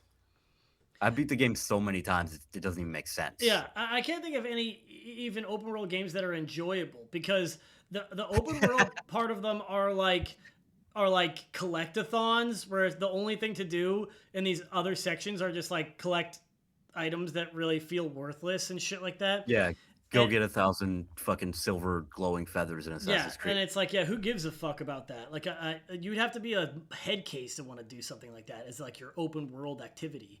So then it's like, oh, I'm just stuck doing the main game in this giant ass world that doesn't really feel good to traverse because none of your movement abilities or anything is like enjoyable. Most of the time you're just like getting from one place to the next. And you can easily look at Skyrim is like the easy thing to pick on because it sucks balls. It's like there's no reason. First of all, you could just fast travel from the beginning of that game. There's like 5 main towns. So you just fast travel, you just go outside to the stables and pick a horse and say, "Hey, take me to the next town." It's like, why do you have this baked into your game? I don't even have to travel on the roads. What the fuck is the point of this? It's because there's nothing Yeah. there. It's a big empty field of nothing. There's nothing worthwhile to get in the middle of it. You're just spending hours walking across an open wasteland. When people tell me their favorite game is Skyrim, I was like, I'm going to put you in a headlock and rip out all your fucking hair. This is insane. What do you mean your favorite game is Skyrim? You don't walk in real Skyrim life. sucks. You had 17 steps yesterday, okay? Total. and you want to get in Skyrim and start walking? Don't get me fucking started on these reprobates, dude. But it's like, Yeah, if there's a giant open field in Breath of the Wild, there's a Lionel in it. yeah, exactly. That's So the there's only nothing to thing that's do. empty. But there's like so many other things that's like even like open areas in the desert. You need to make sure you have equipment. If not, you're going fast as hell because you're on a timed food or elixir, right? So, but then you're trying to go fast, and then Lizalfos show up and start jumping at you, and you're like, fuck. Or you start getting shot by Octoroks or something, and you're like, okay, this is pissing me off. What do I do? I'm running out of time on my thing. I'll start taking damage from the cold, and or you have the gear, and then you're like, oh, this is just enjoyable. I don't feel stress anymore going through here, and I can find all these little things in the nooks and crannies that I had to skip before when I didn't have this gear. And there's Yeah, like a ton that's of a gear. great point. I'm also stupid because I didn't do it. Like I accidentally picked up a bunch of quests and then didn't do them right away. And then so I was like, oh, let me clear my quest log. And I went back and did it when I only had one divine beast left to go. And I remember doing a quest that I'd gotten. It's like I only had the Rito divine beast left to go, and I went and did a quest for somebody in Zora's domain, and they like gave me a helmet that blocked electric damage, and I was like, this would have been so useful for the rest of the game that I didn't have. You're getting electrocuted in the rain, yeah. That's like another thing. Oh, we have to talk about that. But I again, they were giving me tools to succeed, and I was actually making it harder on myself because I didn't explore the things they gave me. But yeah, that's such a good thing you talk about too. They have all these little quirks they didn't have to put in. That's on top of everything we've talked about. I remember I was telling you, I was like, dude, I'm playing, and I was like, I fucking hate when there's rain. Not because you can't climb things, but because I keep getting fucking struck by lightning. I was like, what the fuck? Can I not go out in rain? Every time it was rain, I would teleport away, or I'd make a fire and sleep it off. I'd be like, I gotta, like, what the fuck? Yeah. This is a nightmare. I think that's a really cool thing that you can, like, finding a place to make a fire. Yeah. Like, oh, it's raining out. I need to find shelter. Yes. Like, what other fucking game makes that a thing? Yeah, because rain is actually impactful. It's not just like cosmetic. Yeah. But I'm thinking the entire time, I was like, dude, there must be, I'm going through the whole game, there must be a way to fucking, like, stop getting electrocuted. Why am I always getting fucking electrocuted? And it would always kill me. I was like, this is insane. Like, what do I do when I'm out here? And the one time, I don't know why, the one time it didn't kill me, and I stood up, but it made me drop my shield and sword. And so I stand up, and I was like, oh, fuck, I don't have this, I gotta re-equip. And when I go into the inventory, all of my metal equipment is flashing, and I was like, dude, I'm an idiot. I was holding a metal sword, and that's why the fucking shit was coming down. But then that's such another cool thing, because then I was like, oh, if I don't have wooden gear on me, I have to go without. So it's like, oh, it's taking a shield off is no problem. Taking a bow off is no problem. But if I don't have a wooden tool, I was like, I don't have a weapon to fight people during the rain now. What am I going to do? Yeah. And like, dude, that's just so smart. Bombs. And then there's a shrine. You have to have it get struck by electricity to activate it. Yeah. In the jungle. There's so many cool, like, those shrine quests are so cool. Yeah, shrine quests are really cool. The one is just like a callback to Ocarina, where you have to be in the shadow of it's in the Gerudo Tower. You have to be in the shadow of it and shoot like an arrow into the sky, and that like opens it up. That's a callback to the fire arrow thing from that. From that Ocarina. was fucking cool. That's dope. Yeah, there's a bunch of really great shrine quests that are awesome. And then I think I told you too in the beginning, I was like, I was traveling to like the southeast corner because I was just going and seeing what was there. Why not? Right? I was just exploring, and I get into this. I did stuff out of order again, which is very funny. But I go into this one. This is the first one of these. I've never gone to one before, and it's like a major test of strength. And I was like, what the fuck does that mean? And I go in, and it's just a sentinel, and he's beating the brakes off me. And I was like, dude, this is so hard. And I legitimately spent like 10 minutes just throwing bombs at him because I don't know, like my weapons weren't doing enough damage. And I legitimately got his health down to the point where the last thing they do is like go in the corner and start charging up a big beam and then hit you with it over and over. And I couldn't figure out how to beat him. And so I left, and then I like went, and then I just randomly after that, I'm not even joking, went back to Kakariko. I was like, maybe I'm too far away from where I'm supposed to be. And the first shrine I find nearby Kakariko or whatever is like the one that teaches you how to do all the battle mechanics. And I was like, oh shit, dude, I probably could have beat that guy. Yeah, dude, that's awesome. I know, it's just like so, but like I didn't even care. Struggles with those guardians at first because they're like, oh fuck, what the fuck? He's just shooting this beam. What do I do? They hide behind the pillars. It destroys the pillars and hits them anyway. Yes. And dude, and then like the entire game was like this, where it was so cool. It's like you struggle with something, you get better at it, you become a master of it, and then they up the difficulty a little bit. It happens like on everything, and so it's like there's always a challenge. In the beginning, it's just the game, and it's like you don't know how to play. The controls feel weird. I'm getting my ass kicked by a random mob in a battle. I'm like, okay, I got to think about this smart. I was like stalking them, like doing stealth, laying traps. I was like, this is fucking sick. And at the end, I was just so strong. I'm like, I just fly over top of them, drop in, throw a sword, pick up a new one, shoot them with a bow. Like it was fucking sick. I became John Wick by the end of it, right? So it's like that Yeah. also feels really good because in games you want to feel good by the end of the game, but you don't want to feel overpowered. But you don't really ever feel overpowered in this. You just feel really competent, and that is like an even better feeling. Yeah. Yeah, because there's no like levels. Like you're not Yeah, like exactly. your swords don't do more damage. You get stronger swords, but the enemies scale up with you as well. So it's, dude, I always remember when you beat the DLC and all the shrines and there's nothing, like legitimately nothing left to do in the game besides Koroks, you get a motorcycle. And I remember I would just ride my motorcycle around. And I remember one time I rode into like there was a bunch of Lizalfos in this swamp, and I ride my motorcycle at them. I'm like, I'm just gonna fuck these enemies up, and I like did a spin out with my motorcycle that did damage to them all and like knocked them around. And then I jumped off the motorcycle the same way you can jump off a horse, like high in the air, Hmm. and you pull out your bow and you go in slow motion. And I just remember fucking everyone up in this dope looking way, and it was just so enjoyable. I'm like, I already did everything in this game, and I'm still having fun Yes, just fucking up random enemies for no reason. Like, dude. I was like, it's incredible. what are the super tall bokoblin guys, like the real big ones, called? I don't know, but you know what I mean. Moblins? Are they moblins? They're like the real big lanky ones, but they're tall. They're the tallest, Yeah, I biggest think those ones. are moblins. Like I had a clip saved. It's so funny because I went back and I was like, this looks like dog shit. But at the time, I was like, I felt like so cool. They're like we're on like a cliffside outside a shrine, and there's two of them. And I like do a spin attack and knock one down, and then the other one, like right before he comes at me, I get a weapon throw off, and it knocks him off the cliff. And then like as he's getting up, I like jump off the cliff and shoot him twice with an arrow, and then land with a diving attack and kill him. And I was like, dude, this is so sick. I like went back and watched the clip. I look like a fucking idiot. It looks like dog shit. But it felt incredible to do. It was like really like Yeah. it felt so good that I saved a clip of it on my Switch, even though it was run of the mill fucking dog shit. But I was like, it felt like I was like, oh, two of them were coming at me. I knock one down, throw my weapon, it knocks him down. His corpse slides off the cliff for some reason, and then I use that to my advantage. Like, dude, this is so dynamic, so interesting, and like this is just happening.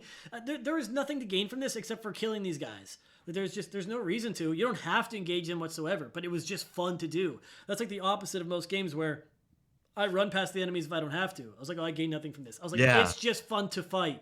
It's fun to fight. It's fun to kill. There is a benefit to it. Like you get items and stuff at the end, but like it was just fun. I was like, I just want to beat the brakes off this guy. I was like, don't fucking try me, dude. I'm stronger than you now. I'm gonna kick your ass. Yeah. Yeah, like a Dark Souls game, you're running past the enemies because it's like this is only detrimental to me. But Yes. in Breath of the Wild, it's like I'm just gonna fight these guys because I want to, Yeah. even though my weapons can break and all that bullshit. It's Yes, like and I'm running out of still gonna fight. arrows and whatever. I was like, I don't give a fuck. Like going to get more arrows is fun. Like going to do everything is fun. So it's like you just engage with every system they have along the way, and each of them is fun, and they all overlap and intertwine with each other in such interesting ways. I was like, dude, I'm freaking overlapping and intertwining over here, dude. I feel like a, I feel like a fucking loom. Yo, y'all ever feel like a loom when you play Breath of the Wild, dude? What am I talking about? Someone give me a lobotomy.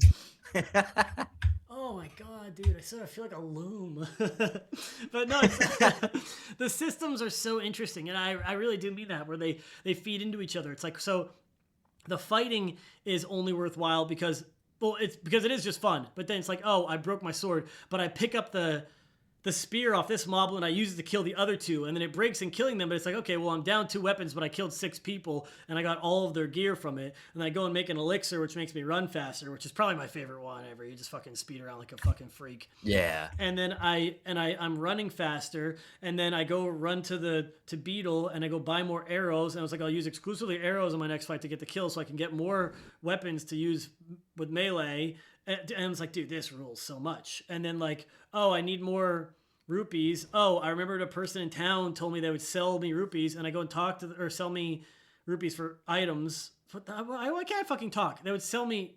That's how selling works. You guys understand how selling an item works. But you know what I meant. And I talked to her, and she's like, "Oh, I need 10 topaz. Oh, well, let me go climb a mountain and break a bunch of these things, and then I break them and get more topaz, and then I come and sell it. Now I have more money. Oh, and I go, now I have money. What else do I want with money? Oh, I need to go buy the fucking ancient gear from the guy at the research section. So I need more ancient things. Let me use my newfound money and let me save it. Go kill the ancient guys. Get more screws. Oh, now I can make the ancient arrows, which does more damage to them. I could kill more of them. And I was like, dude, and then that system happens. And along the way, I find a shrine. I find this. I find that. I want to explore this. I want to do that. And it's like, dude, it's nonstop. It was like this every time. It was just, you know what I mean? Like this constant stuff to do. It was fucking psycho. Yeah, it's brilliant. And we should talk about how good the cooking system is, because most games, you can craft your own shit and it sucks dick and I hate it. Like, I always think of Assassin's Creed 3, where it's like a complete waste of everyone's time, including the developers.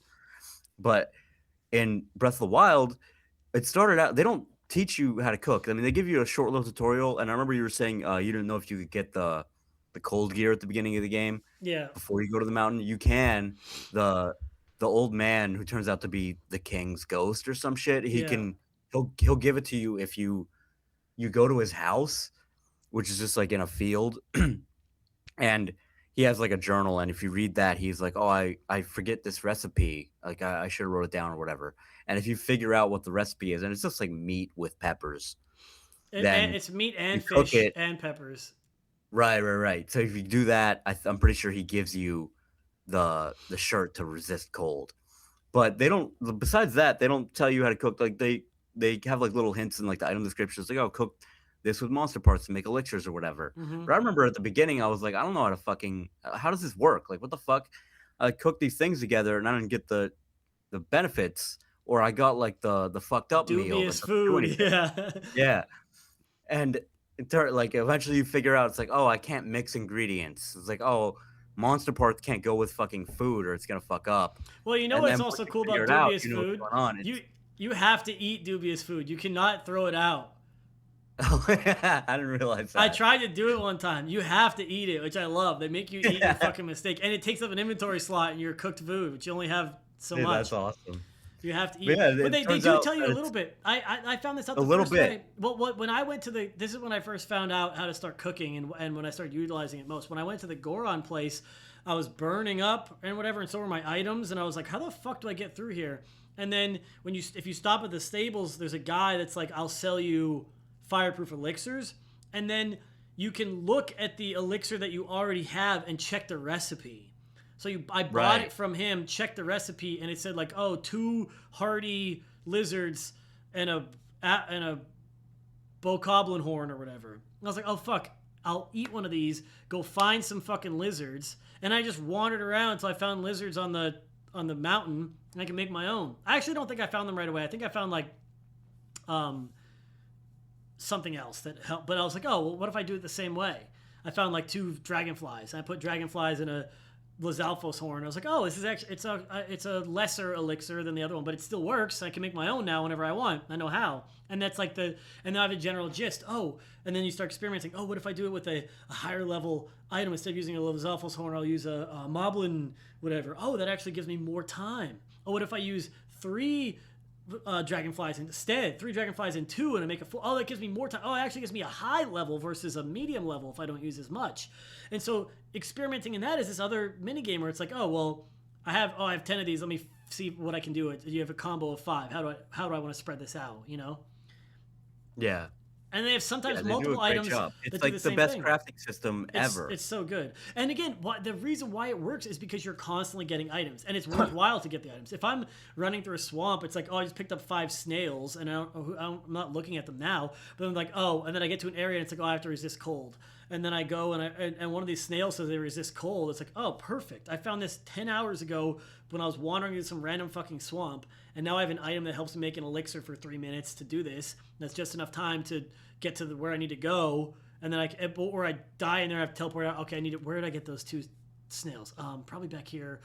They're in the water. Let's try the water here. And then you go and try that, and you find it. Oh, that's where they are. And I do this, and again, it's just like leaning into like the system just overlap in so many ways, back to back to back with everything they built, and it's honestly like the most impressive thing ever. And just talking about it, and Yeah. I just finished the game, and I said I need downtime before I start Tears of the Kingdom, but I legit just want to play Breath of the Wild again because I have all these like good stuff with it. Like I have all these cool Well, you armor still have pieces I to. like. You still have all those shrines to do. The DLC. Yeah. There's still so much to do. Well, And dude, I just want to mention, even like the optimal way to do things is still super fun. So like, by the time I had beaten it 4 times and I'm playing it again for the last time, I'm like, all right, what's the best way to make Gil? And the best way to make Gil, it turns out, is you to mean cook rupees? rupee. I'm fucking stupid. I'm obsessed with Final Fantasy. I'm ending the recording. He said Gil. I'm just kidding. The best way to make rupees is to sell meat skewers, which you just get by just cooking a bunch of meats. And so then you want to go hunting. I'd be like, oh, I want to go hunting. I need meat. So then I would go into forest and try to kill deer. I would literally go hunting in the game That's sick as fuck. just to make money. I'm like, dude, this is, and it was fun as hell to go find deer and elk and shoot them. It's you're so right. In the beginning, it's actually sick as fuck too because you have to do it. Well, you don't have to do it, I guess, but like you to get the meat. You get a bow from the old man and he wants you to cook him that meal, and it's like, oh, now I'm just like fucking sneaking through the woods to find a boar and shooting his asshole. And if I one shot him, he won't run away because the first time I shoot him and it hits him in his butt and he just runs, I'm like, fuck, I lost that meat. It's like real hunting. What the fuck? Why is he so good at running away? And then I'm like, okay, I have to snipe this dickhead in the skull first shot. And there's also like a bunch of crazy shit you can do with fishing. Did you ever like go catch fish on purpose? First of all, you can throw a bomb into the water, and if they're nearby, they'll all just die. But you can also float food down the river, and it'll attract a certain kind of fish. Did you know that? I did not know that. That's so fucking cool. So I found a guy that told me this, just walking around. And here's another thing. Sometimes I didn't want to talk to people when I was walking around because there could be a guy from the fucking Yiga clan pretending, and then you'd have to fight them. And they were tough in the beginning. They would beat my ass. Yeah. They'd be like, there was a guy that's like, oh, I'm selling bananas. You want some bananas? I'm like, hell yeah, I want bananas. And then he would just be like, fuck you, I'm going to kill you. They I'm always like, go, it always goes like, bum, bum, bum, bum, and he goes, yeah, I'll sell you some bananas for the cost of your life. And So I was like, oh, do I want to talk to this guy? He looks like he might be a fucking Yiga dickhead. But then I talked to him and he's like, you know, a good way to catch fish, and you probably didn't even know this about this. It's like, if a good way to catch fish is to use their, like, the corresponding ingredient. So if you take like a Hylian herb and drop it in the river, a Hylian fish will come and get it. If you drop like Hylian herb is just like it makes you more hearts. If you drop like an iron shroom, like an iron fish will come, which is like does what an iron shroom does, which is more defense or whatever. It's not exactly. There's like iron shroom doesn't bring like an iron fish. There's like a fish that comes from the thing that you do or whatever. I don't know what the item is for that. Armored carp or whatever. Yes, but exactly. But as I say, I get it's a defense fish will come. Yes, but if you put that ingredient, you'll get the fish, which is interesting because then you'd be like, oh, why would you want to just go 1 for 1 on the ingredient? But the fish gives a better benefit because you can cook the meat, but then you can also cook that meat with other stuff to get like a bigger bolster of ingredients. Like, so it's interesting to do it. But anyway, you can attract the fish that you want by using the ingredient, and more than one fish will usually come. So you drop a Hylian herb and you get a bunch of fish. So yeah, again, so it's a system you didn't even know about. I taught you something. Yeah, that's crazy. I've beaten the game 5 times. Yeah, you probably just never found this guy. Like, all the times I beat it, I'd be like, oh, I want to see what the game plays like if you go get the Rito thing first, because then you could fly in the air easier. Mm-hmm. Or like, oh, I wonder what the game would be like if I got the Daruk's protection first, or if I got the Gerudo attack first, because I got that the first time I played. And so I would just do the game in a different order. That's how fun it was. I was like, oh, let's just see how it plays slightly differently. Yeah. No, I mean, you're totally right. It's sick as fuck. I mean, even talking about this, I'm a freak for fishing mini games, and I wish they had a fishing rod in this game. You just have to like find you have to just jump in the water and get them or whatever. It's not a big deal, but I want to sit there with a rod, dude. I love fishing in video games. Crazy. It's like my favorite thing to do. If there's a fishing mini game, the most recent time I tried to play Breath of Fire 4. There was a fishing mini game, and I legit played it for like 2 hours, and I was like, where was I supposed to be going? And then I never played the game again because I forgot, and I didn't want to pick it back up. But I love fishing mini games, dude. They're a blast. But this was fine enough. I got to catch fish out the water and cook them.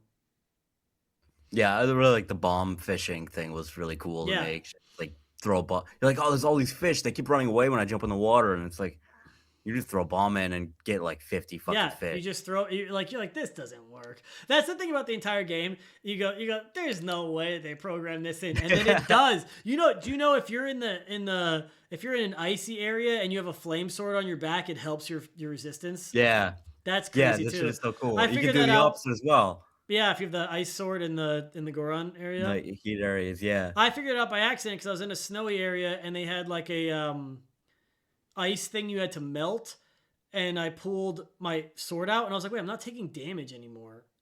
And I was like, what is it? It can't be because of this. And then I'd just be running around with a fucking flame sword on my back. And so I kept one in my inventory forever because I was like, Yeah, it's so useful to light fires and do all yeah. this dope shit. Like it's like, oh, if I'm Yeah, and just hiding being from the able to rain. light fire, you can be like, "Oh, I have this stack of wood and a flint. I drop 'em on the ground, I hit it with a metal weapon, I Mm-hmm. made a fire." Like, that is very cool. Yes. Oh, Um, dude, did you go to Koholint Island? is that the one in the bottom right where it strips you of all your Yeah. stuff? Yeah. Yeah, that was Yeah, awesome that as was well sick. because it was like, "Oh, you've learned so much about the game already. In order to get here, you have to have." And so, like, start over, just for a moment, just for this little quest, It was like cool too, because the first thing I did, because I just wandered around like an idiot without thinking about anything until afterwards. The very first thing I did when I got there is I ran directly to the Hinox because I wasn't paying attention. I was like, I have nothing. What the fuck am I supposed to do? And then for the first time ever, I was using magnesis in a fight, and I was like smacking him Oh, in the wow. head with a metal box, and I was like, this is doing so much damage. And then the box broke, and I was like, what? That can happen. These are finite. I'm fucked. Oh, yeah, dude, you can if you find those boxes, you could lift them up into the air with magnesis and drop them, and they drop a bunch of stuff. You get, like, arrows and shit like that. I've So every never time I'd find one of those boxes, I would drop it to get I arrows. never broke one until I fought the Hinox on Koholint Island, and it broke from damage from hitting him in the face. That's awesome. I know, this is what I'm talking about. We have such different experiences. It's like my favorite thing about discussing it. I'm a stupid brute. I just go through the game. I'm just talented enough at games that I can beat them while being at a disadvantage because of my own brutish, moronic caveman brain. And then I discover easier ways to do it by accident by just playing it. Dude, remember the time you beat that game, The Mummy Remastered, and then there was an achievement for dying and you never got it, And I and it was never like a whole will. dying I never mechanic? will. There's a mechanic in the Mummy Demastered where if you die, the boss enemy lady like reanimates the soldier. You could use a random soldier in that game. Reanimates the soldier you died as with all of your abilities, and you have to come back with no abilities and kill him. But that never happened to me, so I had to look it up. Yeah, it's like a whole, like, it sounds like a central part of the experience I and watched shit, someone and play you it on just never Twitch. experienced it. I watched someone play it on Twitch after I beat it, and they're like, this fucking sucks. I can't fucking beat this guy. Like, and I was like, what are you talking about? Just don't die, moron. Beat the whole game without dying by accident and, like, skip the mechanic. Not by accident. You're good. I'm just that damn good, baby. I've done that a bunch. There's a million things I like, but again, it was like a blast to do in Zelda because I was like, oh, like these boxes are actually like really worthwhile. And then I started noticing like every camp has them like just outside of view. Somehow from the view, I was like, oh, how do they know I'm coming up over this land from here? And I'm looking at this enemy encampment from this angle, and these boxes are just slightly hidden from view from this angle. But if I would have come around the other way, I can pick up these magnesis cubes and smash their heads in with it. I don't know, but it was. I was like, I should be exploring better. I'm just running in like an idiot and having a hard time, and then made it easier on myself by. Oh, dude, speaking of Koholint, there's in the DLC there's the Trials of the Sword, which is you go back to the forest, you put the sword back in the pedestal, and it takes you to these little instance areas where you start with nothing, and you have to go through like these little area, like, so it'll be like one area will be like a little forest, and there will be like a certain amount of enemies, and you have nothing, and so you have to sneak up, use bombs to kill them maybe, or go and get the weapons that they have lying around, and then kill all the enemies, and then you can go to the next zone. And if you do enough of them, you come out and the Master Sword will be stronger. Like it'll do more damage. They did something similar. It's like when you first go to the forest and you have to do one of those quests where it's like, oh, you have to. They give you only wooden items and you have to get to the end with them, and then they Right. just throw a bunch of burning enemies at you. I did that so easily, dude. I'm a freak. I was like, yeah, this is no problem at all. I don't think I even killed anyone. I was moving different in that section, dude. I was like, yeah, Yeah, they those thought they areas had are me. also awesome. Yeah, they do But all this unique there's a shit. problem with the Trials of the Sword. So there's another part of the DLC called Master Mode where all the enemies are upgraded a tier. So like red bokoblins will be blue or whatever the next level of like strength is, Yes, +1. and every enemy in the game will have regenerating health. So if you don't do damage to them for like a certain number of seconds, like 10 seconds or whatever it is, they start regenerating health. And this sucks in the Trials of the Sword because there's one room where it's mostly water and there's this platform and there's some Lizalfos. And most enemies, you throw in the water, they die instantly because they can't swim. Lizalfos obviously can swim. They're fucking swimming lizards or whatever.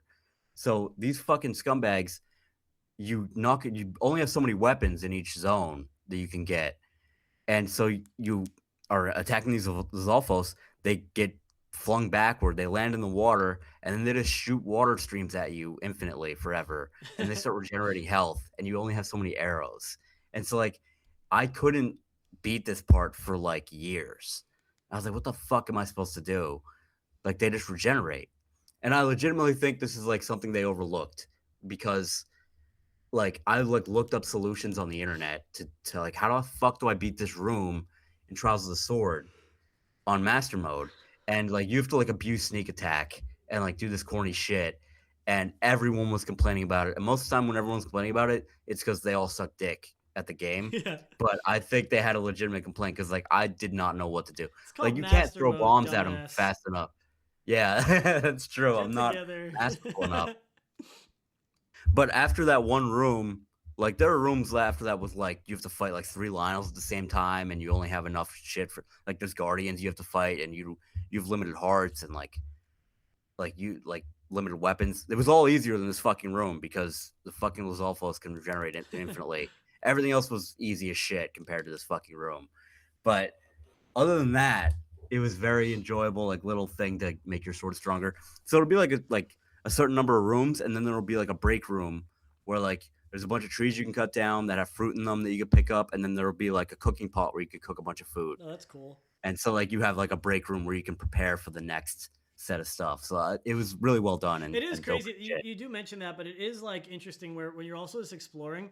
This doesn't really exist in other games where like there's like a bonfire. There's no like safe haven really in Zelda in Breath of the Wild, except for like when you do find a cooking pot, you're like, oh, thank God I can like re up for free. I found all this meat along the way and this and that. I can cook this a little bit. Oh Yeah. yeah. Speaking of, this is gonna be the last thing I want to touch on because we're going very long here, but it's like stuff like this too. Another little minor thing, like when you're in the Goron area and everything catches on fire, and you like kill a bird, and if you don't get to the meat fast enough, it cooks it automatically for Yeah. you, which is really cool. I was like, dude, they really like thought of everything. It's like psychotic how much they thought of.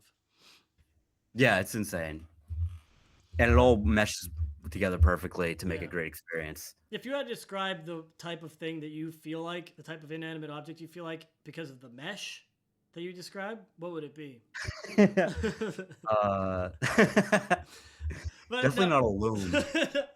um, So I mean, yeah, like I said, my biggest takeaway is I have to take a break because I don't want to get burned out. Most games, it's the opposite. I'm burned out. I'm like, I'm ready to be done with it. And some games I even put down before the end. I'm like, I'm sick of this. But like, Yeah. you don't ever see behind the veil. You're completely immersed. Looks good, plays good, feels good. Almost no downsides. I have to take a break before even doing the DLC or playing this game more because I want to do both and I want to play Tears of the Kingdom too. I need like a fucking palate cleanser, and my palate cleanser of choice was Wind Waker, which is very funny. It's actually like so far different from Breath of the Wild, really, that it feels like a different game. So it's not really like a. It is a good palate cleanser, but it's like I need some good games in the meantime, which I really don't have right now. But and then I will hit it up. But like Breath of the Wild, honestly, I have a top 10 list of games like in my head that doesn't really change very often. But I might have to find a spot for it in there, and I don't know how I'm gonna do that. But I don't know what I'm gonna get. Yeah. But This that's is gonna what be on the comes list. off the top 10 I to know. fit in Breath of the Wild. I know, but it has to. I think it has to be up there. There's no way. I don't want to replace my other Zelda game. But I mean, there's no beating around the fucking bush. Like right now, and this is also bringing into question. I have to get on my shit and play Tears of the Kingdom because. Oh, dude, it's so fucking good. I know, dude. So that's that on that. So we're not gonna say thumbs down to me for not playing Breath of the Wild for 8 years. We're not gonna do that. It's actually not my fault. It's your guys' fault. This is because it's because of the fan base. But That's true. But no, Everyone, because like they always hype up every fucking open world game. But they also go like, oh, I hate them. And they're always wrong. Breaking. Yeah. Yeah, they're wrong. They're still like, even though the general opinion of Breath of the Wild is that it's a great game, they're still wrong. They're wrong in every exactly. way. They're wrong, and I agree with you. This is a problem. People hype up games for the wrong reasons. They're wrong for the reasons they like Breath of the Wild. They go, "Oh, it's an open world game," because they think that they're like, "Oh my god, it's like Skyrim," which is like finally an open world Zelda. Yeah, it's like open world isn't the thing that's good about Zelda. Yes, about this Zelda. It's this Zelda made a good open world game for once. Yes, for once there's a good one, and it's this one. And all the things they don't like about the game, the breakable weapons, they're wrong about that too. Yes. So it's wrong in every way. But the takeaway is that I actually am elite and very smart because I knew in the back of my head the whole time that it was a good game, and I actually came back to it in spite of everything. I finally made it my way back home to Zeldor, and it's good. It's fucking really good. I can't stop thinking about the game. It's like so good. Yeah, it's one of the best games ever. Yeah. And Tears of the Kingdom is somehow even better. Yeah. So they just improved on everything. We'll talk about that as well. We have a lot. Me and Isaac are going to link up soon. We have some gaming shit to talk about in the near future. So be ready for more of these. This is the official Bone Robot Games Loom and Weaving podcast. Okay? All right. Until next time. Bye-bye. Bye.